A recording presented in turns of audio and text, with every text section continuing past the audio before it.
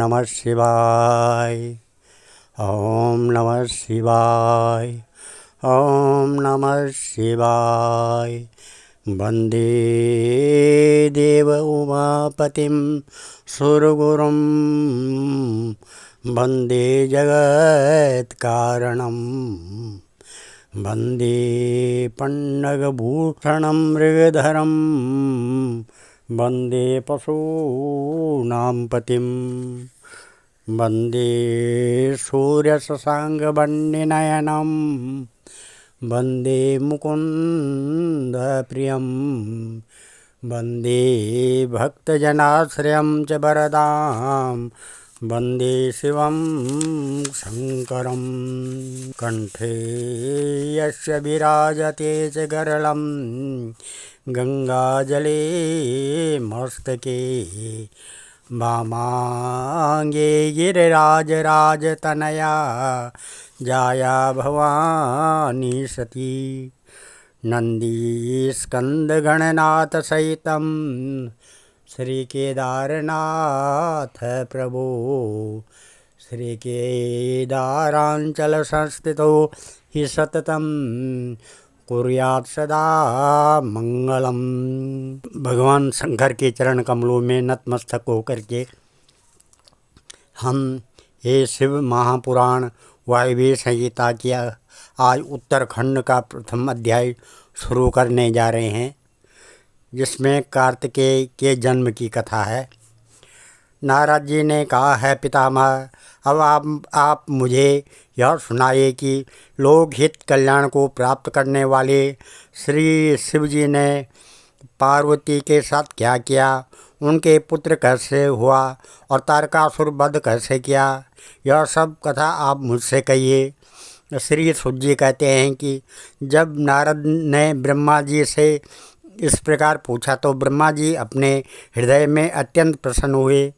ब्रह्मा जी ने नारद से कहा कि मैं तुमको तारकासुर वध तथा स्वामी कार्तिकेय के जन्म की कथा कहता हूँ, ध्यान से सुनो। जब भगवान पार्वती के साथ कैलाश पर्वत पर आए तो उनकी अत्यंत शोभा हुई। उन्होंने वहाँ पर रहकर देवताओं का कार्य पूरा करने का विचार किया, इसलिए वे पार्वती के साथ विहार करने लगे। भगवान शंकर के गणों ने विभिन्न प्रकार के उत्सव मनाए। इधर देवता भी खुशी मनाते हुए अपने अपने धामों को चले गए। उसके बाद कल्याणकारक श्री शंकर जी गिरजा को लेकर एक अत्यंत सुंदर सजीव निर्जन स्थान पर गए और वहाँ रहकर गिरजा के साथ विहार करने लगे तथा उनको विहार करते हुए हजारों वर्ष व्यतीत हो गए, परंतु उनकी कोई संतान न हुई। ऐसा चरित्र देखकर सभी देवता अत्यंत दुखी हुए और सब देवता मुझे यानी ब्रह्मा जी को अग्रणी बनाकर भगवान श्री विष्णु के पास पहुँचे और उनकी विनती करके अपने दुख की कथा कह सुनाई। तब भगवान सभी देवताओं की कातर वाणी को सुनकर इस प्रकार बोले कि है देवताओं, जो दुखी जन प्रसन्नता के साथ भगवान शंकर की शरण में चले जाते हैं उनके दुखों का अंत हो जाता है।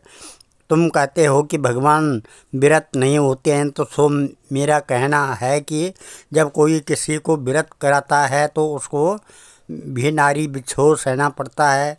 1000 साल बाद वे स्वयं भी विरत हो जाएंगे। मुनि दुर्वासा ने इंद्र और रंभा का वियोग कराया तो दुर्वासा को भी नारी बिछोह सहना पड़ा। बृहस्पति जी ने कामदेव का घृताची से वियोग कराया तो चंद्रमा ने उनकी स्त्री का हरण कर लिया। इस प्रकार विरत के अनेकों उदाहरण हैं, इसलिए तुम्हारा शिव जी के पास 1000 साल बाद ही जाना उचित है। तब उस समय ऐसा उपाय करना कि उनका तेज पृथ्वी पर गिर पड़े, उससे स्कंद नाम का पुत्र प्राप्त होगा। अभी तुम अपने स्थान को जाओ। कमलकांत विष्णु ऐसा कहकर अपने अंतःपुर में चले गए। देवता भी अपने स्थान पर चले गए। शिव को पार्वती के साथ विहार करते 2 युग बीत गए। भगवान शंकर के विहार से भाराक्रांत पृथ्वी काँप उठी। तीनों भुवनों में भय व्याप्त हो गया। तब सब देवता फिर विष्णु की सेवा में पहुँचे। श्री विष्णु सब देवताओं सहित शिव के पास पहुँचे। वहाँ पर त्रिपुरारी उपस्थित न थे। तब वे शिव स्थान पर पहुंचकर शिव जी की स्तुति करने लगे। विष्णु जी ने शंकर भगवान की स्तुति करने के पश्चात अपना प्रयोजन उनको बतलाया तथा तारकासुर वध के लिए प्रार्थना की। तब भगवान शंकर ने सभी देवताओं तथा विष्णु को आशा के साथ विदा किया। यद्यपि शंकर जी योग ज्ञान में प्रवीण काम रहित हैं, लेकिन फिर भी उन्हें संभोग त्यागते नहीं बना। वे द्वार पर आ विष्णु सहित सबको देख अत्यंत प्रसन्न हुए।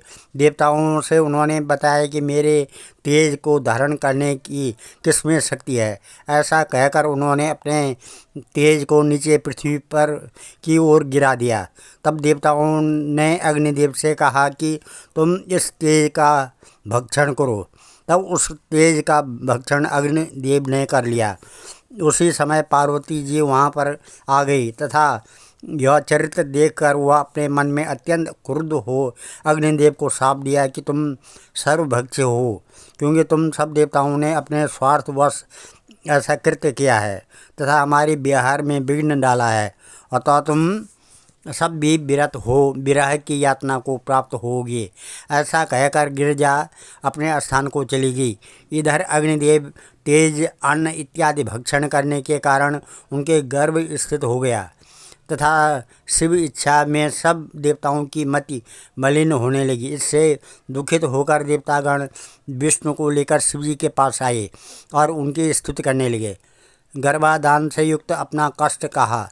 इस वीर तेज के ताप से हम जलते हैं। देवताओं के वचनों को सुनकर शिवजी ने कहा, यद्यपि तुमने बड़ा ही अनर्थ किया है, परंतु तुम शरण में आ गए हो, इसलिए तुम इस दुख से मुक्ति पा जाओगे। शिवजी बोले कि इस तेज को किसी स्त्री के गर्भ में स्थित कर दो। तब अग्निदेव ने कहा, है भगवान, इसमें इतना ताप है, किसी स्त्री को यह ताप सहन न हो सकेगा। उसी समय वहाँ नारद जी पधारे। उन्होंने देवताओं की उलझन का उपाय बतलाते हुए कहा कि गंगा तट पर माघ मास में पूर्णिमा के दिन ब्रह्म मुहूर्त में सप्त ऋषियों की स्त्रियां स्नान करने आएंगी। तब तुम इस तेज को उनके गर्भाशय में प्रविष्ट कर देना। नारद जी के उपाय को सुनकर देवता प्रसन्न हुए। ब्रह्म मुहूर्त में पूर्णिमा के दिन सप्त ऋषियों की स्त्रियां गंगा तट पर आकर नहाने लगी। नहाने के पश्चात उनमें से 6 स्त्रियों को शीत लगा। तब वे अग्नि के पास जा तापने लगी। उसी समय अग्निदेव में से वह तेज कणों में विभक्त होकर किरणों द्वारा उनके गर्भाशय में प्रवेश कर गया तथा अग्नि का दाह ताप कम हो गया था। इधर उन स्त्रियों के गर्भ रह जाने के कारण वे अपने पतियों द्वारा त्याग दी गई। तब वे हिमालय पर जा तप करने लगी। जब उनसे उस तेज का माप सहन न हुआ तो वे उसको हिमालय पर छोड़कर आ गई। हिमालय भी उसके तेज को बर्दाश्त न कर सका। तब उसने उसे गंगा को दे दिया। गंगा भी उसके ताप को सहन न कर सकी। गंगा ने उसे एक वन में छोड़ दिया। वहाँ पर उस तेज से एक बालक का जन्म हुआ। इस बालक के जन्म होते ही शिव पार्वती अपने मन में बड़े आनंदित हुए। पार्वती के स्तनों से दूध आने लगी। सभी देवता प्रसन्न होकर बालक के ऊपर पुष्प वर्षा करने लगे। असुरों को नाना प्रकार के अपशगुन होने लगे। उस वीर बालक का तेज देखते ही बनता था। वह दूज के चंद्रमा के समान ही बढ़ रहा था।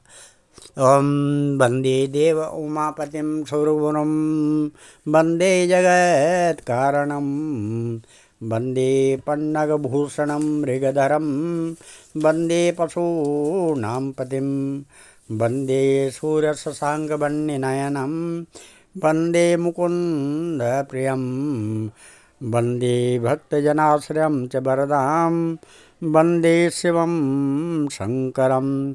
आज हम इस कथा को यहीं पर विराम देते हैं। कल विश्वामित्र द्वारा कार्तिकेय का जाति संस्कार करना, इसका इसकी कथा आएगी। और आगे एक काल भैरवाष्टक इस प्रकार है। देवराज सेव्यमान पावनांद्रि पंकजम व्याल यज्ञ सूत्र इंदुशेखरम कृपाकरम नारदादि योग वृंद वंदितम दिगंबरम काशिकापुरादिनाथ काल भैरवम भजे भानुकोटि भास्वरम भवाब्दि तारकम परम नीलकंठ ईप्सितार्थदायकम त्रिलोचनम काल काल अम्बुजाक्ष अक्षशूल अक्षरम काशिकापुरादिनाथ काल भैरवम भजे शूलटंक पाशदंड पाणिमादिकारणम श्यामकाय आदिदेव अक्षरम निरामयम भीम विक्रमं प्रभुं विचित्रतांडव प्रियं काशिकापुरादिनाथ काल भैरवं भजे भुक्ति मुक्तिदायकं प्रशस्तचारु विग्रहं भक्तवत्सलं स्थितं समस्तलोक विग्रहं विनिक्वणन् मनोज्ञ हेम किंकणीलसत्कटिं काशिकापुरादिनाथ काल भैरवं भजे धर्मसेतुपालकं त्वधर्ममार्गनाशकं कर्मपाशमोचकं सुशर्मदायकं विभुं स्वर्णवर्णशेषपाशशोभिताङ्गमण्डलं काशिकापुरादिनाथ काल भैरवं भजे रत्नपादुका प्रभा विराम पादयुग्मकं नित्यमद्वितीय इष्टदैवतं निराञ्जनं मृत्युदर्पनाशनं करालदृश्यमोक्षणं काशिकापुरादिनाथ काल भैरवं भजे अट्टहास भिन्न पद्मजाण्डकोश संततिं दृष्टिपात नष्ट पापजाल उग्र शासनम् अष्टसिद्धिदायकं कपालमालिकन्दरं काशिकापुरादिनाथ काल भैरवं भजे भूतसंगनायकं विशालकीर्तिदायकं काशीवासलोकपुण्यपापशोधकं विभुं नीतिमार्गकोविदं पुरातनं जगत्पतिं काशिकापुरादिनाथ काल भैरवं भजे कालभैरवाष्टकं पठन्ति ये मनोहरं ज्ञानमुक्तिसाधनं विचित्रपुण्यवर्धनं शोकमोहदैन्यलोभकोपतापनाशनं प्रयान्तिकालभैरवान्ध्रिसन्निधिं नरा ध्रुवम् आपदुद्धारणाय विद्महे वटुकेश्वराय धीमहि तन्नो वीरः प्रचोदयात्। श्रीमद्शंकराचार्य विरचितं कालभैरवाष्टकं से शंकरार्पणमस्तु। सर्वे भवन्तु सुखिनः, सर्वे सन्तु निरामयाः, सर्वे भद्राणि पश्यन्तु, मा कश्चित् दुःखभाग् भवेत्। धन्यवाद।